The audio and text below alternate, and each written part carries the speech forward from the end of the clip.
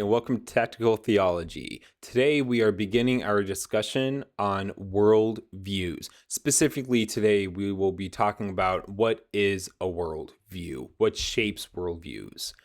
The term worldview is kind of tossed around from time to time.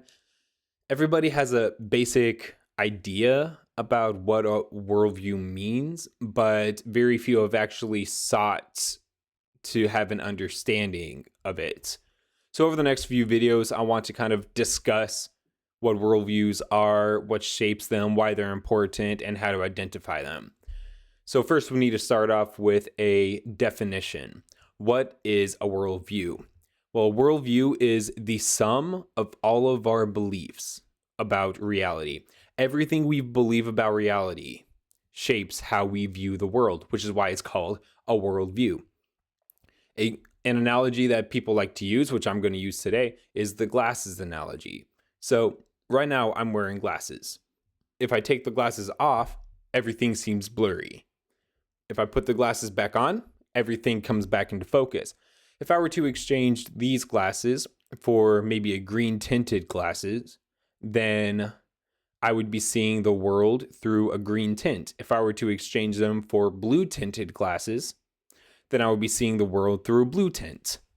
Whatever glasses I have on will inevitably determine how I view the world. And that's exactly what worldviews do. The sum of our beliefs about reality form our glasses. When we put those glasses on, it shapes how we view the world. And there's a very important thing that I would like to note here is that the glasses that someone wears doesn't change reality. It just changes how they view reality. So if I were to get green tinted glasses, I would be seeing the world through a green tint. But that doesn't mean that the world is actually green tinted. It just means that I am viewing it as a green tint. That means that someone can have a worldview that does not line up with reality, which is why it's very important for us to consider worldviews and figure out, is this worldview logical? Does it line up with reality? And we'll be talking about that later. So what shapes people's worldviews? Well, there are four things we're going to be discussing here. The first of which is the general category, the voices in their lives.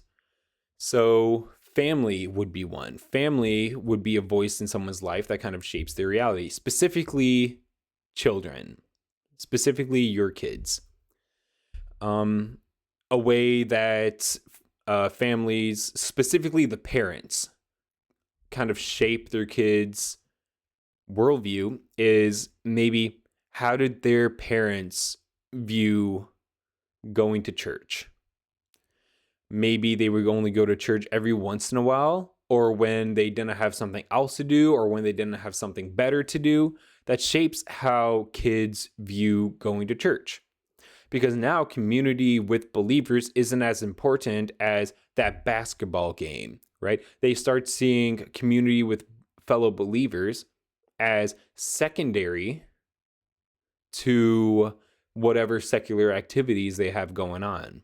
And that shapes how they view the community of believers.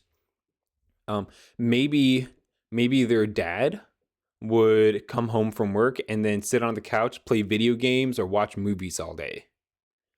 That shapes how the kids, specifically the boys, would view adulthood, right? They would see what their father is doing and think that's how an adult male is supposed to act, right? And so that shapes how they view the purpose of adulthood. And there's other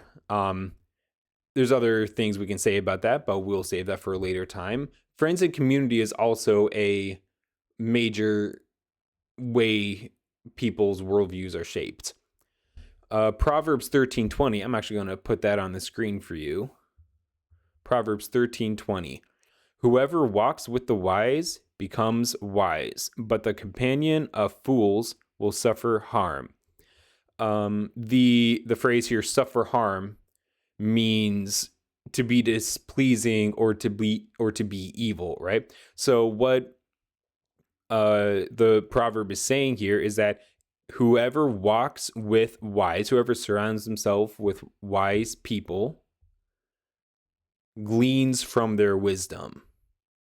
But whoever is the companion of fools, whoever surrounds himself with fools, will be displeasing, to society, to their family, to God, because they are gleaning from the foolhardily, if that's a word. It is now because I said it. Then they are gleaning from the foolishness of their friends. So whatever environment you surround yourself with, that is what starts to become feeling normal. That becomes the norm.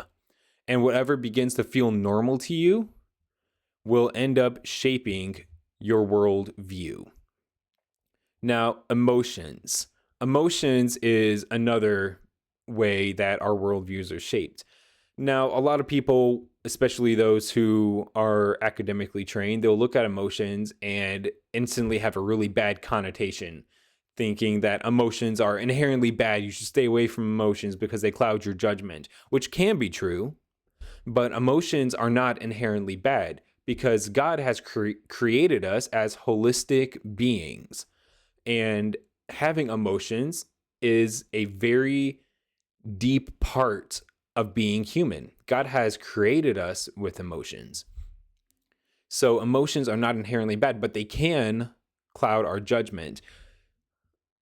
And emotions can influence our perception, right?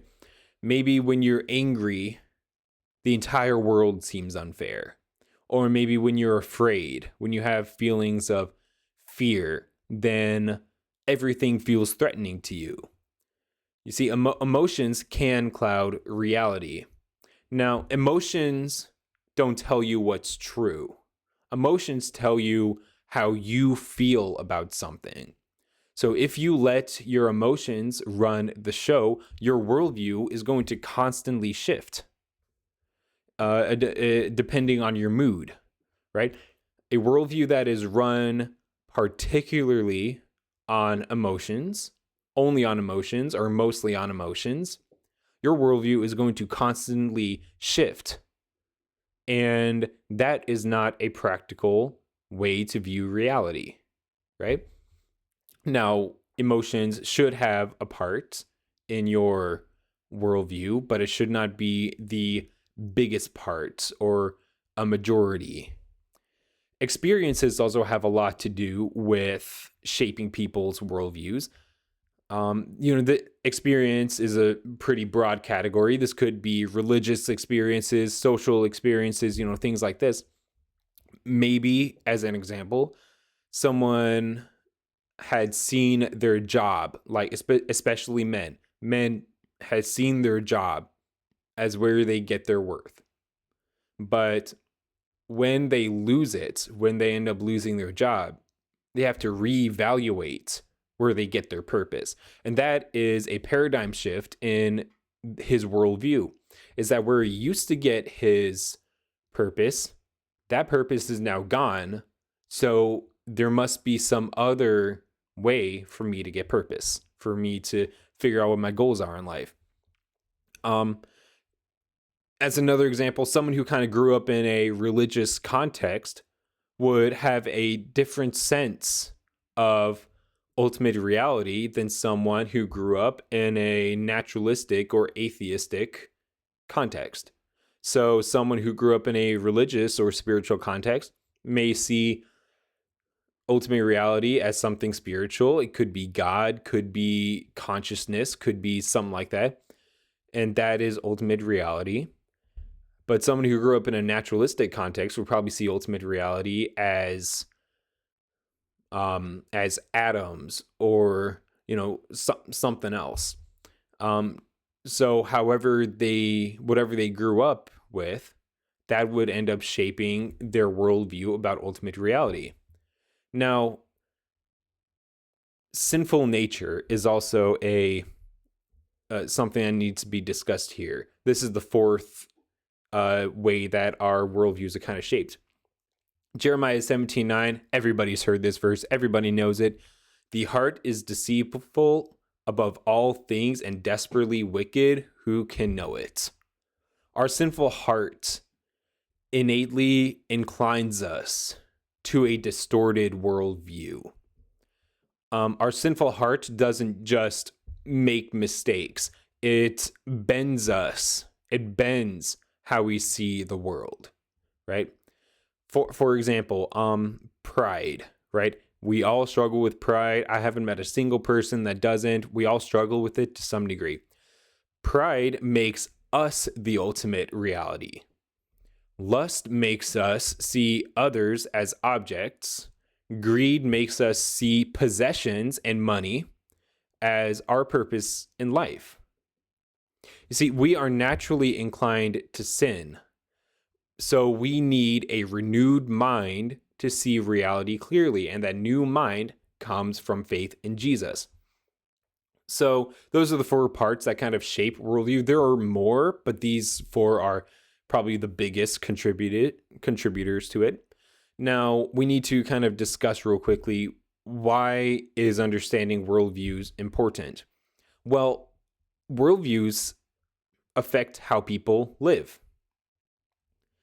I once went to a sheriff's camp, and one thing that we were told to do was they had given us these goggles, and these goggles simulated what a drunk person sees, really distorts and makes you dizzy and stuff. And we were supposed to put those on and get on a bike and ride straight down the line. And nobody could do it, right? Because, it made you dizzy and it was really disorienting and stuff.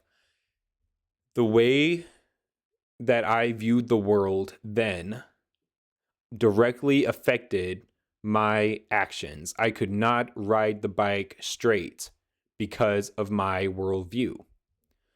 Our worldview glasses really change how we live our lives, right? However we view the world will determine how we act. It determines our ethics, our morality.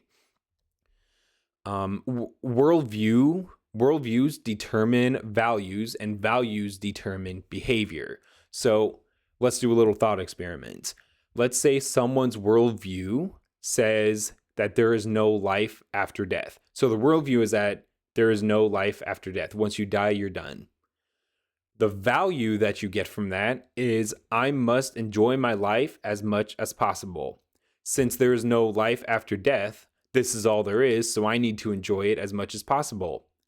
Now, the behavior that you get from that is because this life is all there is, and I must enjoy my life as much as possible, I need to do whatever I want to do to make me happy. That is a completely logical behavior in line with this person's worldview, right? Because the worldview determines the value, and the value determines the behavior. If we follow that worldview to its logical conclusion, that is a very logical way to live. Now, it's not a good way to live, but it's logical in the sense of the worldview. So just a quick recap, a worldview is the sum of all of our beliefs about reality. The things that shape our worldviews are communities, emotions, experiences, and our sinful nature. And it's important to understand worldviews because they determine our behavior. This is Tactical Theology, and Lord willing, I'll see you on the next one. God bless.